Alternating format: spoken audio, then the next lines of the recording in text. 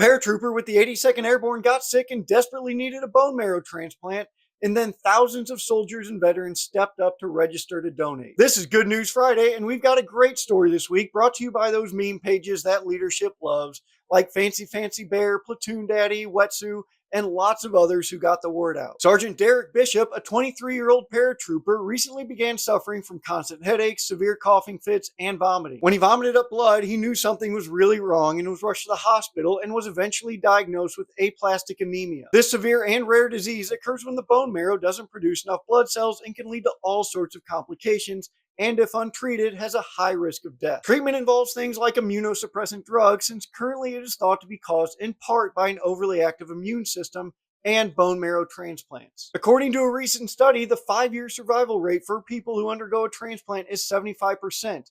But if untreated, most die within a year. A transplant allows the good cells in the donor marrow to replace the bad ones and is often a cure. But finding a match is difficult because even among siblings, there's only a 25% chance of being a perfect match, and a 1 in 250 chance for unrelated donors. So to increase the odds of finding a match, bone marrow donor registries are maintained, but you still need the people to register. After word got out on social media that Sergeant Bishop was in need, over 1,000 soldiers lined up on Monday at Fort Bragg to register, and another 1,000 plus signed up for a test kit online, according to Chad Balance, the senior recruiter for the Defense Department's Salute to Life Marrow Donor Program. The event on Bragg was primarily organized by Staff Sergeant Braden Bex, a lab tech NCO with the Joint Special Operations Training Medical Center. Bex, who is also a part of the Ring the Bell campaign, which aims to make bone marrow drives a regular part of the Army and is led by Sergeant Kristen Sutton, aka the bone marrow guy we wrote about in 2021, and has organized other drives but said none have matched this one. More events are also taking place on other forts like Campbell, Jackson, and Bliss,